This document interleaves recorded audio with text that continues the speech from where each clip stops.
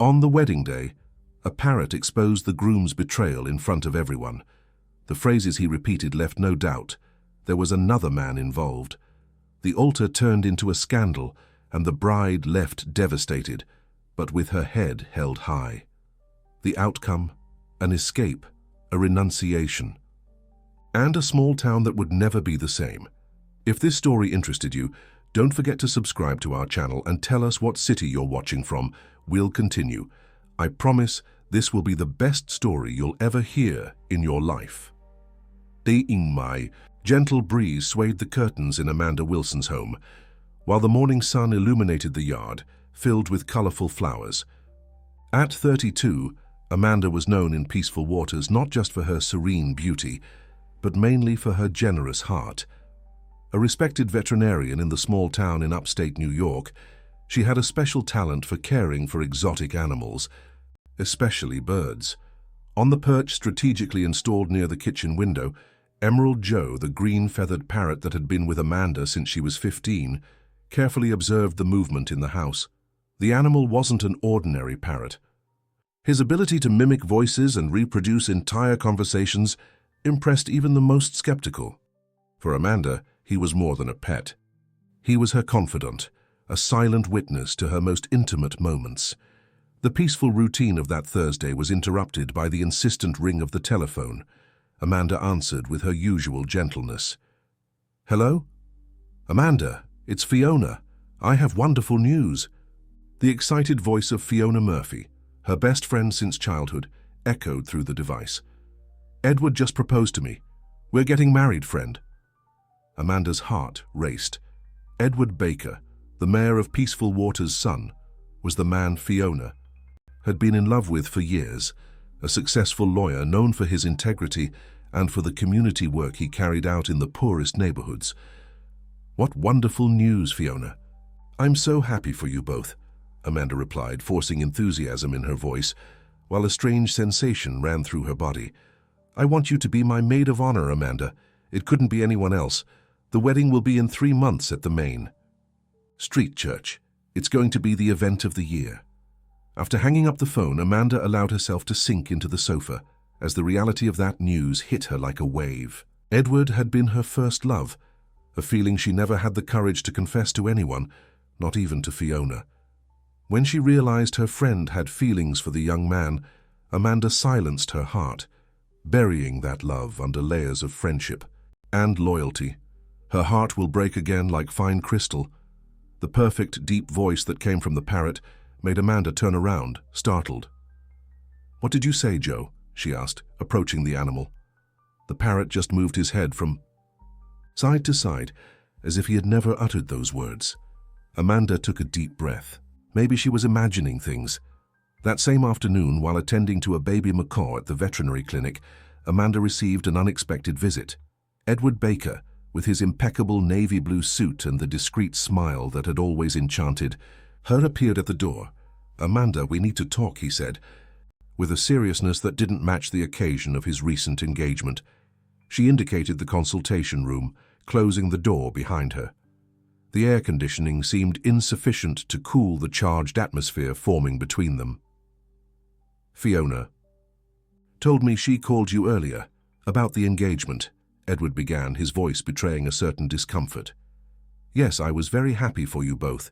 You deserve all the happiness in the world," Amanda replied, avoiding his gaze.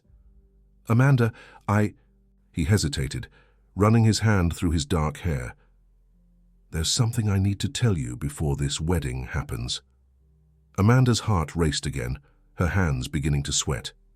What could be so important, Edward? Remember that night, at the graduation party, when we stayed talking until dawn in the farmhouse garden? How could she forget? That had been the night when her heart almost confessed its love for him, the night when their gazes seemed to say what words couldn't. But it was also the night when Fiona, completely in love, had confessed to Amanda that she would finally have the courage to declare herself to Edward. "I remember, of course," she replied, trying to sound casual. "That night, I almost told you something important. Something I've carried with me for years." Edward's eyes sought hers with disturbing intensity, I've always had feelings for you, Amanda, feelings that go beyond friendship. The confession fell like lightning in a clear sky. Amanda felt the ground disappear beneath her feet. All those years of silence, of renunciation, of contained pain, and now, just when he was about to marry her best friend, Edward came with this revelation. Why are you telling me this now, Edward? You just got engaged to Fiona, my best friend. I know. He passed his hands over his face in a gesture of evident frustration. But since I made that decision, I can't stop thinking about you. About us. About what we could have been if one of us had had courage. A heavy silence settled between them. Outside, life continued its normal course, oblivious to the whirlwind forming inside that room. Amanda felt tears forming in the corners of her eyes, but breathed deeply, determined not to let them fall. There is no us, Edward, there never was. You're going to marry Fiona, and I'll be your maid of honor, as she asked me today. That's how it should be. Edward took a step in her direction, dangerously diminishing the distance between them. Is that really what you want, Amanda? To continue pretending you don't feel anything for me? Before she could respond, the door to the room opened abruptly. Father Theodore Reynolds, the newly arrived priest to the parish of Peaceful Waters, appeared with a worried expression. "Excuse the interruption," he said, visibly embarrassed upon perceiving the tension in the room. "I came to pick up the medicine for Lorenzo, the church's Parrot. The secretary said I could come in." Amanda quickly composed herself, assuming her professional role. "Of course, Father Theodore. The medicine is set aside. I'll get it for you." When she left the room, Edward and the priest were left alone. Something in the lawyer's expression made Father Theodore observe him more carefully. "Are you all right, my son?" asked the religious man with genuine concern. Edward hesitated, as if measuring the weight of the words he would say next. "Father, do you believe it's possible to love two people at the same time?" The question caught the young priest by surprise. At 35, Theodore Reynolds was known for his modern and understanding approach, different from the rigidity of his predecessor. Coming from a large parish in Boston, he was still adapting to the peaceful life of Peaceful Waters. The human heart is a mystery that not even the deepest theology can completely decipher, replied the priest, carefully choosing his words. "But I believe that at some point we need to make choices, and those choices define who we really are." When Amanda returned with the medication, she noticed something different in the air, an exchange of glances between Edward and the priest that she couldn't decipher. After Edward said goodbye and left, the priest still remained for a few moments. "If you need to talk, Amanda, the parish house is always open," offered Theodore with a gentle smile before leaving. That night, alone, at home, Amanda couldn't get the conversation with Edward out of her head. Sitting on the porch with a cup of tea in her hands, she observed the stars that dotted the dark sky of Peaceful Waters. "The heart knows what reason denies," said Emerald Joe, surprising her again with a phrase that she didn't remember having pronounced before. "Where did you get that from, Joe?" she asked, intrigued by the unusual behavior of the parrot. The animal just stared at her with its bright eyes, as if it held secrets that went far beyond her understanding. In the days that followed, the entire town went into a frenzy with the preparations for Edward and Fiona's wedding. Being a small town where everyone knew each other, the event promised to be grandiose. The Baker family, one of the most influential in the region, would spare no effort to make their only son's wedding a memorable event. Amanda tried to maintain her composure, dividing herself between work at the clinic and her commitments as maid of honor. Each meeting with Fiona, each dress fitting, each wedding detail she had to help choose was like a small needle in her heart. Meanwhile, without anyone noticing, Emerald Joe began to repeat increasingly disturbing phrases. "Forbidden love burns like embers. Buried secrets always come to the surface. The truth sets you free, even when it hurts," were some of the expressions the parrot began to pronounce, to Amanda's astonishment. On a particularly tense afternoon, after another meeting with the wedding vendors, Amanda returned to the clinic and found Father Theodore waiting for her. The young priest seemed nervous, restless. "Amanda, I need to confess something that has weighed on my conscience more than it should," he said, as soon as they were alone. Amanda's gaze met Father Theodore's, and something in the intensity of those eyes made her slowly sit down in the chair in her office. The young priest remained standing, restless, as if the words he needed to say were too heavy to be carried. "What is it about, Father?" Amanda asked, trying to keep her voice firm, despite the uneasiness that was beginning to form in her chest. Theodore took a deep breath, running his hands through his brown hair, a gesture that betrayed his nervousness. "Before being a priest, I was just Theodore, a man with dreams, desires, and weaknesses." He paused, as if measuring the weight of each word. "I met Edward a long time ago, even before entering the seminary." The revelation caught Amanda by surprise. "You knew each other before you came to Peaceful Waters?" "Yes, we studied together at law school in Boston. Edward was my best friend, my companion at all hours." Theodore averted his gaze, fixing it on the window that gave onto the clinic's garden. "Until our friendship transformed into something deeper, more complex." The words hung in the air like a dense fog. Amanda tried to process what she had just heard, connecting the dots of a story that seemed too improbable to be true.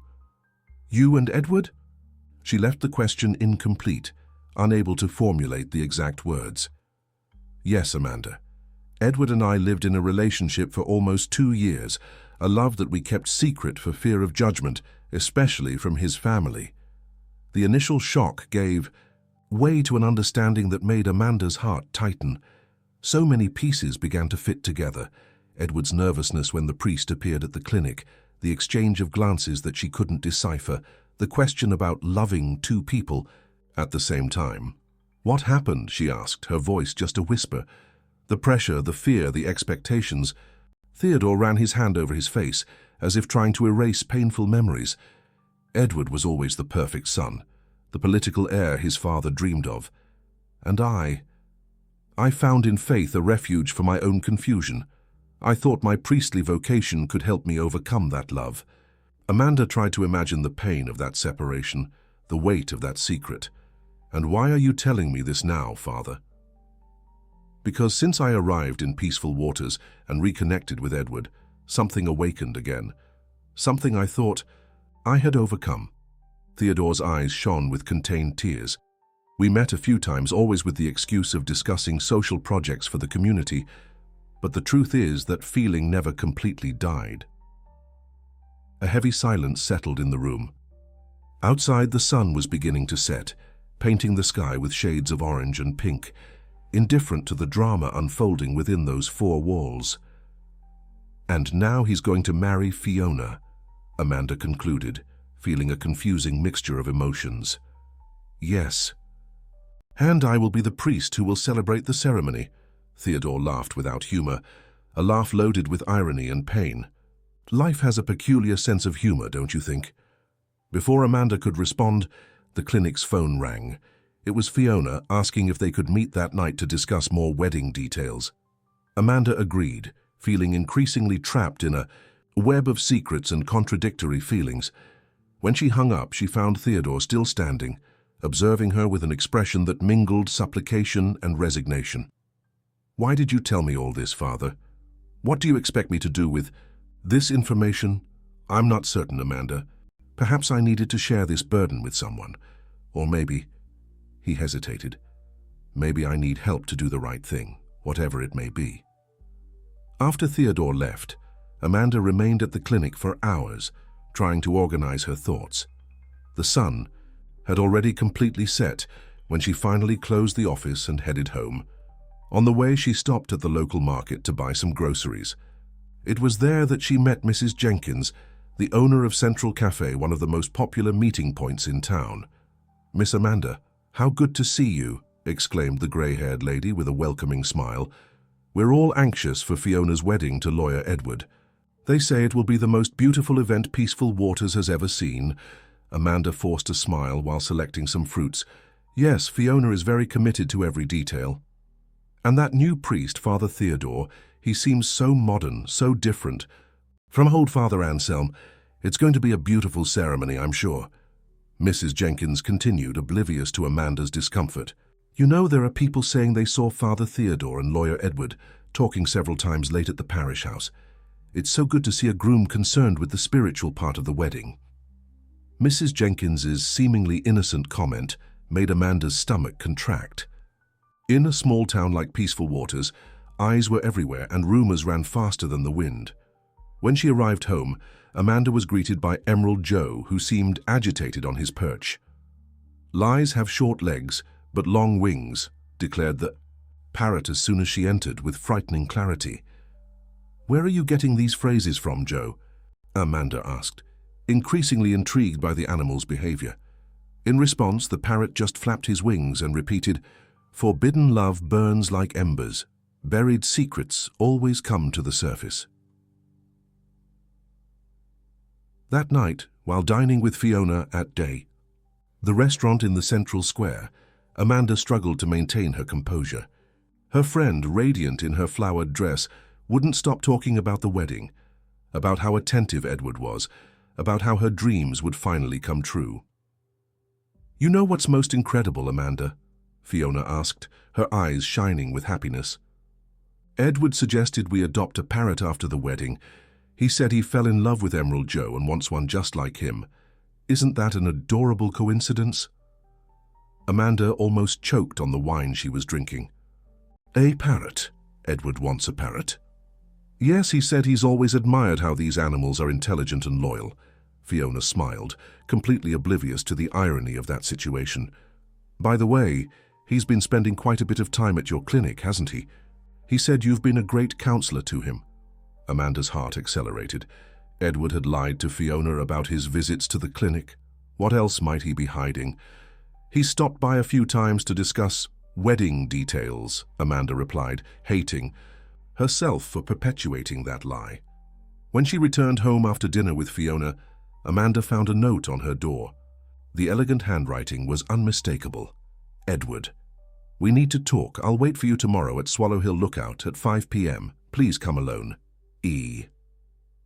Swallow Hill was an isolated location on the outskirts of town, known for its panoramic view and for being a refuge for couples seeking privacy. Amanda's heart raced as she realized the implications of that invitation. The next morning, the routine at the veterinary clinic continued normally, despite Amanda's internal agitation. Around noon, she received an unexpected visit. Father Theodore again. "Sorry to appear without warning," he said, visibly nervous, "but I need to ask you something important. Has Edward contacted you?" The direct question caught Amanda off guard. "Why do you ask, Father?" "Because he called me last night. He was agitated, talking about making drastic decisions, about being honest with himself. Theodore seemed genuinely concerned. I fear he's about to do something impulsive." Amanda hesitated, torn between loyalty to her friend and the gravity of the situation. "He left a note asking us to meet this afternoon at Swallow Hill." Theodore's expression changed, a mixture of relief and concern. "Be careful, Amanda. Edward is in a fragile, confused moment, and when we're like that, we can make decisions that hurt those we love most." After the priest left, Amanda picked up the phone and called Edward. She needed to clarify everything before that meeting. "Edward, I received your note," she said as soon as he answered. "Good, Amanda. So you'll come?" His voice seemed anxious, almost pleading. "Before that, I need to ask you something. What's going on between you and Father Theodore?" A heavy silence settled on the line. For a moment, Amanda thought the call had dropped. "How did you—" Edward finally spoke, his voice barely more than a whisper. "He told me everything, Edward. About your past, about the recent meetings." Another silence, this time longer, more loaded. "That's why I need to see you, Amanda. To explain everything, to lay all the cards on the table. Please come." The rest of the day passed in a blur for Amanda. The hours dragged on, while her mind spun in circles, trying to find a way out of that emotional labyrinth. At 4:30 p.m., she finally got in her car and drove to Swallow Hill. The place was deserted, as was to be expected on a weekday. The sun was beginning its descent on the horizon, painting the sky with golden tones. Amanda parked and climbed the trail that led to the lookout, her heart beating so hard it seemed it would jump out of her chest. Edward was already there, with his back to the trail, contemplating the view of the town that stretched below. Upon hearing Amanda's footsteps, he turned. His eyes were red as if he had been crying. "You came," he said with evident relief in his voice. "Yes, but I don't know exactly why I'm here, Edward. What do you want from me?" He approached, diminishing the distance between them. "I want to be honest, Amanda, completely honest, perhaps for the first time in my life."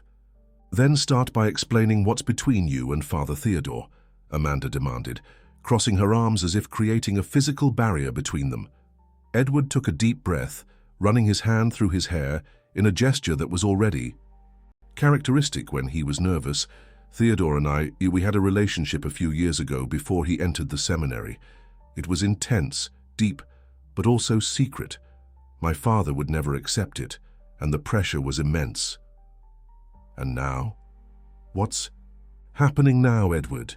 Now I'm trapped in a whirlwind of contradictory feelings, Amanda. I love Fiona, truly. She's sweet, loyal, deserves all the happiness in the world, but..." He hesitated, searching for the right words. "When I reconnected with Theodore, something awakened again. And then there's you." "Me?" Amanda took a step back, surprised. "Yes, you, Amanda. The woman who was always there, so close and at the same time so distant.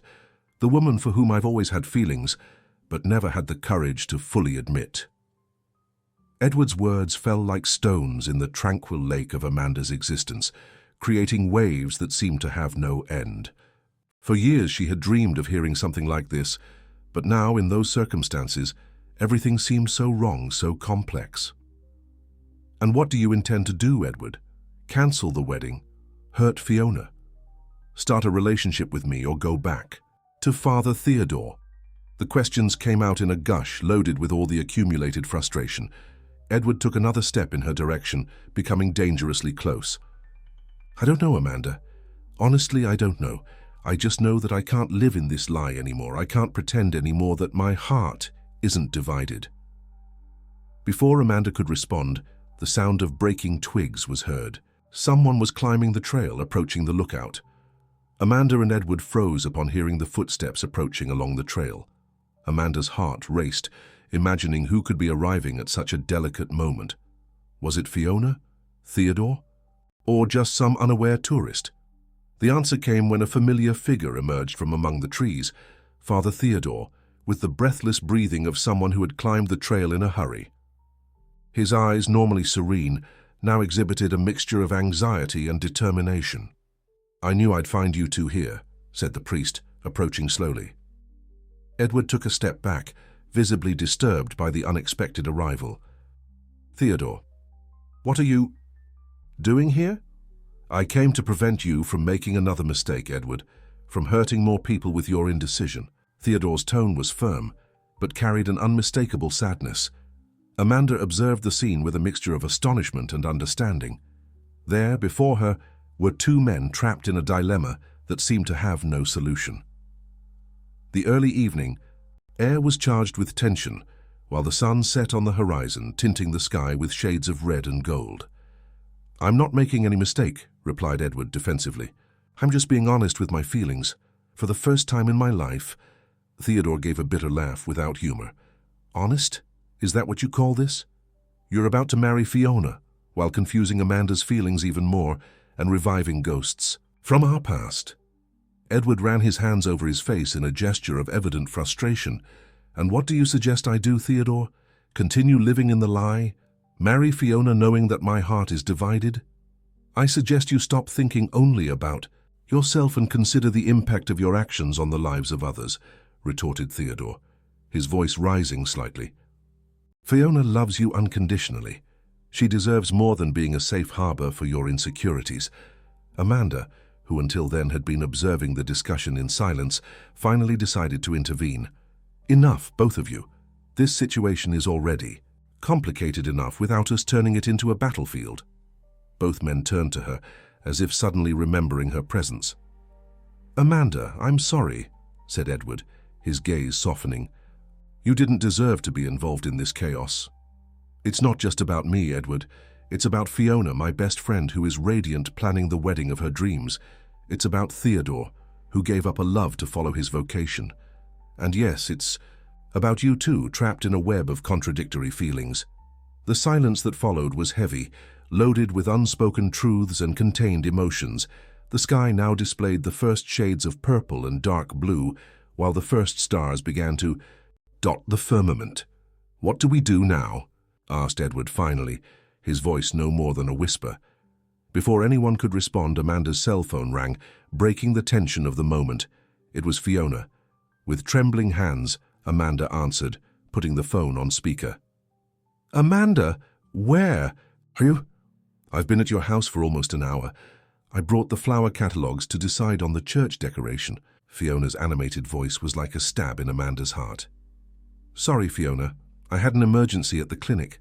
A baby macaw with breathing problems," Amanda lied, feeling terribly guilty. "I'm heading home now." "Oh, okay. I'll wait. By the way, have you seen Edward? He hasn't answered his cell phone since lunch, and we need to resolve the buffet issue today." Edward and Theodore exchanged tense glances. Amanda took a deep breath before responding. "No, I haven't seen Edward. Maybe he's busy with some case at the office." After hanging up, Amanda faced the two men with determination. "We need to resolve this now, before Fiona or anyone else discovers it this way. She deserves to know the truth, Edward." "And what is the truth, Amanda?" asked Edward with an expression of genuine anguish. "That I'm confused? That I have feelings for you and still carry memories of what I lived with Theodore? That I love Fiona, but not in the way she deserves to be loved?" "The truth is that you need to make a choice," replied Theodore, with a serenity that contrasted with the previous agitation.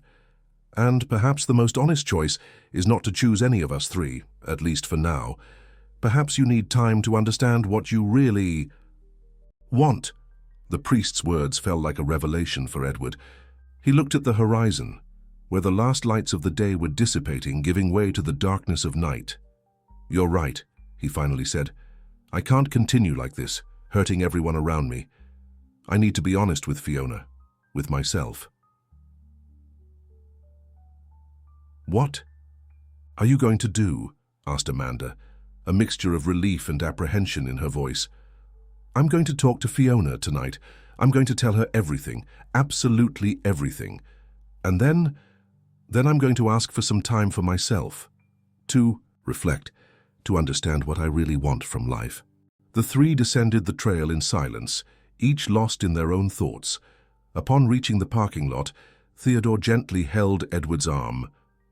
"Do you want me to go with you, for moral support?" Edward shook his head. "No, this is something I need to do alone. I owe this to Fiona." Amanda watched Edward get into his car and leave. A strange sensation took hold of her. It wasn't exactly sadness nor relief, but something indefinable, as if a chapter of her life was being closed before even properly beginning. "Will he be okay?" she asked Theodore, who remained by her side, watching Edward's car disappear around the bend in the road. "Eventually, yes. Edward has always been strong, even when he seemed fragile." Theodore turned to her with a melancholic smile. "And you, Amanda? How are you feeling about all this?" She reflected for a moment, searching for the right words to express the whirlwind of emotions that consumed her. Confused, sad for Fiona, worried about Edward, and somehow relieved not to have to carry this secret anymore.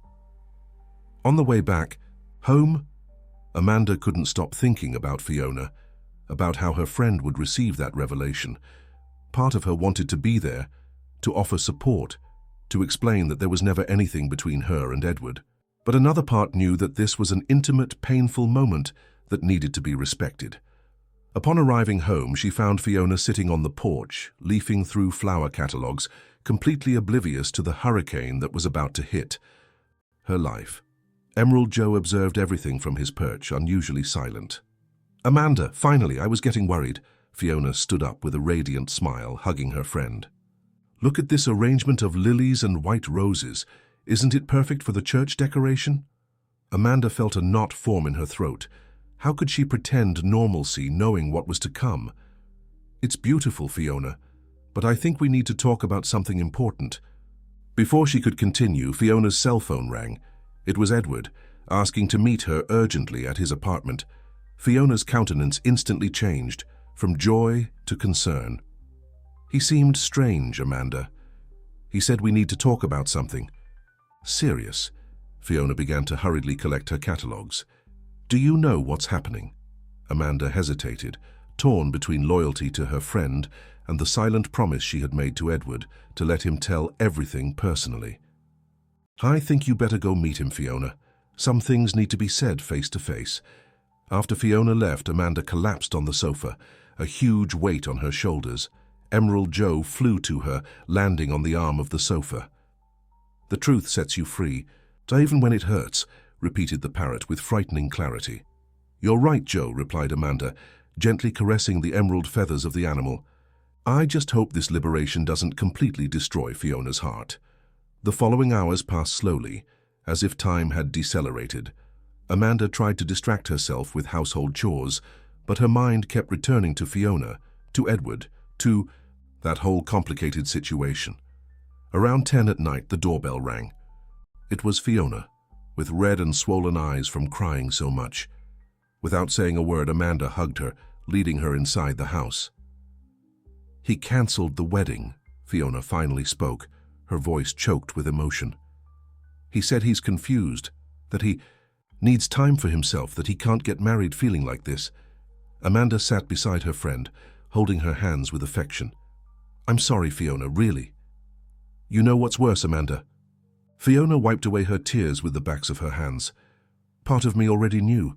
I felt that something was wrong, that Edward was distant in the last few weeks, but I preferred to ignore the signs, believing it was just the stress of the preparations." "What exactly did he tell you?" Amanda asked cautiously, uncertain about how much Edward had revealed. "He said his heart is divided, that he has unresolved feelings for other people." Fiona paused, looking directly into Amanda's eyes. "He mentioned you, Amanda." Amanda's heart accelerated. So Edward had told everything, really everything. "Fiona, I swear there was never anything between us.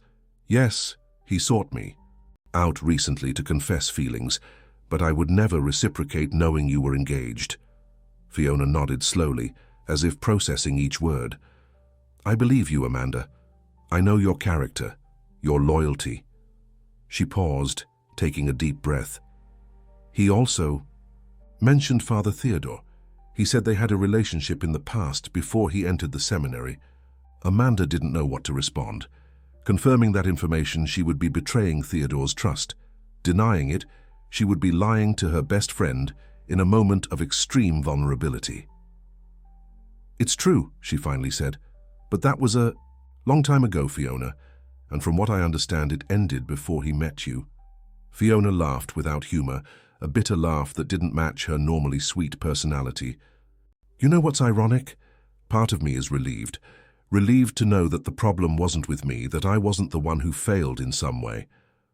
The two friends remained talking until dawn, sharing tears, memories, and, surprisingly, some moments of laughter. The pain was there, undeniable, but there was also a sense of liberation, as if a weight had been removed from the shoulders of both.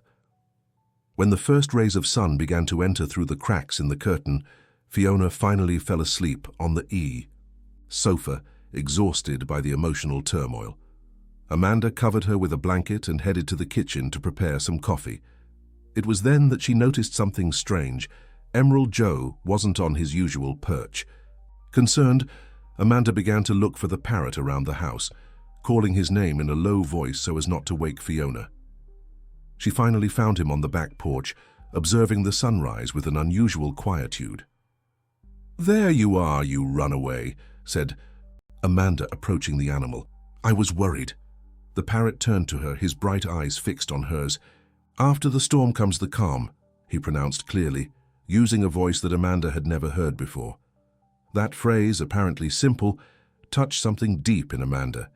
Yes, perhaps after all that confusion, after the tears and broken hearts, would come some form of peace, of new beginning. For all of them. As the sun rose on the horizon, bathing the backyard with its golden light, Amanda made a silent promise to herself. She would be by Fiona's side throughout the healing process, would be the friend she needed in this difficult moment.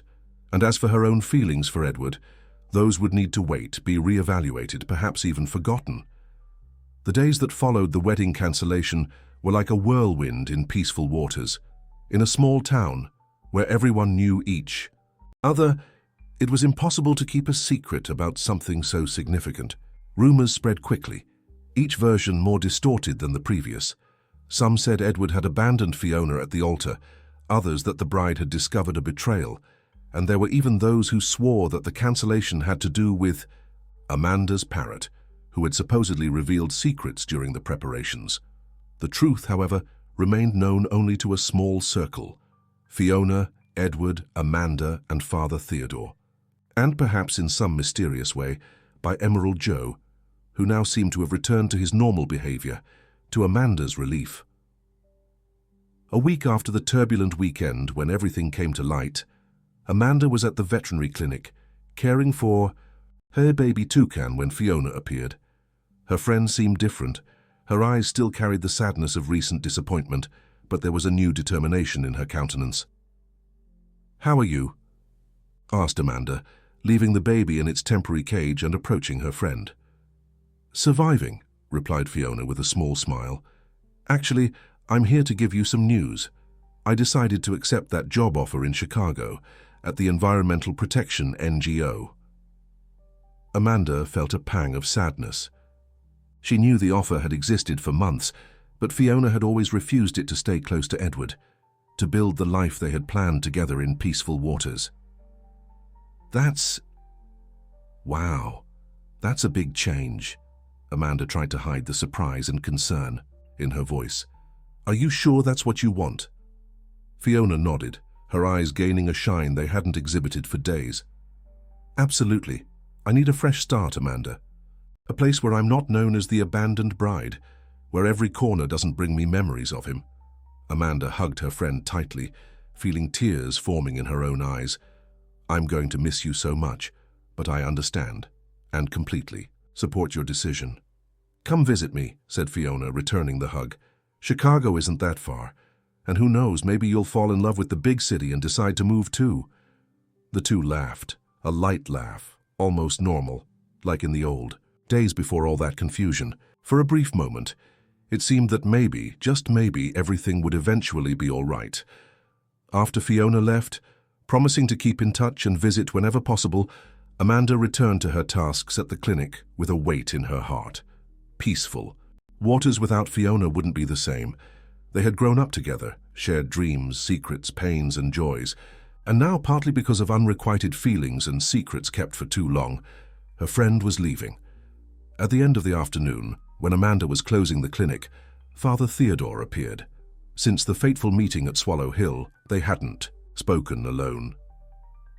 "Good afternoon, Amanda," he greeted, with a formality that didn't match the intimacy of the secrets they had shared. "I hope I'm not bothering you." "Not at all, Father," she replied, indicating a chair in the small waiting room of the clinic. "Is there a problem with Lorenzo?" "No, the church's Parrot is great, thanks to your care." Theodore smiled briefly before assuming a more serious expression. "Actually, I came to inform you that I'm leaving Peaceful Waters." The news caught Amanda completely off guard. "Leaving? But why? You arrived such a short time ago." Theodore sighed, running his hands through his hair in a gesture that painfully reminded her of Edward. "I requested a transfer to the bishopric. After everything that happened, I don't feel uncomfortable continuing here. There are too many complications, too many ghosts." "Did you talk to Edward about this?" Amanda couldn't contain the question. "Yes, we met yesterday at the parish house. It was a difficult conversation, but necessary." Theodore paused as if measuring his next words. "We both agreed that we need distance. He's also considering leaving town, accepting a job offer at a friend's law firm in Colorado." So many departures in such a short time. Amanda felt as if the world she knew was crumbling little by little, piece by piece. "And you, Amanda, what are your plans?" asked Theodore, studying her with those intense eyes that seemed to see beyond the surface. The question caught her off guard. In fact, Amanda hadn't thought much beyond the next day, the next week. She was so busy taking care of Fiona, processing everything that had happened, that she hadn't stopped to consider her own future. "Continue here, I suppose. The clinic needs me, the animals need me," she finally responded, realizing how empty that answer sounded. Theodore nodded slowly, as if understanding more than she had said with words. "Sometimes, Amanda, we get so lost in taking care of others that we forget to take care of ourselves, to listen to what our own heart is trying to tell us." The priest's words reverberated in her in an unexpected way. It was true. For years, she had silenced her own feelings in the name of friendship with Fiona, and now she was doing the same, remaining in peaceful waters out of a sense of duty, of responsibility. "What would you do if you could do anything, go anywhere?" continued Theodore, as if reading her thoughts. Amanda closed her eyes for a moment, allowing herself to dream. "I've always wanted to work with Amazon wildlife conservation, study parrots and macaws in their natural habitat, help in the preservation of these species." A genuine smile illuminated Theodore's face. "Then maybe it's time to consider that path, not as an escape, but as an advance towards what really matters to you." After Theodore left, promising to keep in touch from his new parish in Pennsylvania, Amanda remained seated in the empty clinic for a long time, reflecting on the conversation. Could it be possible that after years dedicating herself to the dreams of others, the moment had come to pursue her own? Upon arriving home, she found Emerald Joe agitated, as if sensing changes in the air. "What is it, big guy? Are you also thinking about new horizons?" joked Amanda, offering a sunflower seed to the parrot. "New horizons, new chances," replied the animal, surprising her once again with its clarity and apparent understanding of the moment. That night, Amanda couldn't sleep. She stayed on the porch until late, observing the stars and pondering the decisions she needed to make. When the sun began to dawn on the horizon, she had reached a resolution. The next morning, she made a series of calls. First to Dr. Rodriguez, a retired veterinarian who occasionally helped her at the clinic, asking if he would be willing to temporarily take over the office, then to an old college colleague who worked on a conservation project in the Amazon, and finally to Fiona. "Would you accept some company in Chicago? At least for a few weeks until I leave for Seattle?" Amanda asked, almost holding her breath while awaiting her friend's response. The cry of joy from the other end of the line was answer enough. Fiona was excited about the idea of having this time together, before each one followed her own path. The following weeks were a whirlwind of preparations.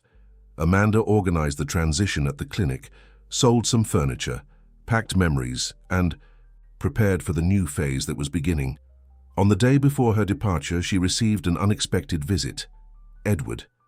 He seemed different, thinner, with pronounced dark circles under his eyes, but there was a serenity in his eyes that wasn't there before. "I heard you're leaving," he said after accepting a coffee and sitting on the almost empty porch. "I just wanted to say goodbye personally." Amanda nodded, feeling a strange calm upon seeing him. That love she had silently cultivated for so many years now seemed distant, like an echo of something that was once intense. "I'm also leaving," continued Edward. "I accepted the offer in Denver. I start next month." "It's a fresh start for all of us, it seems," commented Amanda, with a small smile. Edward agreed, taking a sip of his coffee. "You know, I've been thinking a lot about everything that happened, about the mistakes I made, the people I hurt." He paused, his eyes meeting hers. "I wanted to ask your forgiveness, Amanda, for putting you in that impossible situation, for confusing your feelings with my own dilemmas." Amanda felt a wave of emotion, but not of sadness or resentment. It was more like a closure, a chapter coming to an appropriate end. "There's nothing to forgive, Edward. We all make mistakes. We all get lost sometimes. The important thing is finding the way back to the truth, even if that path is painful."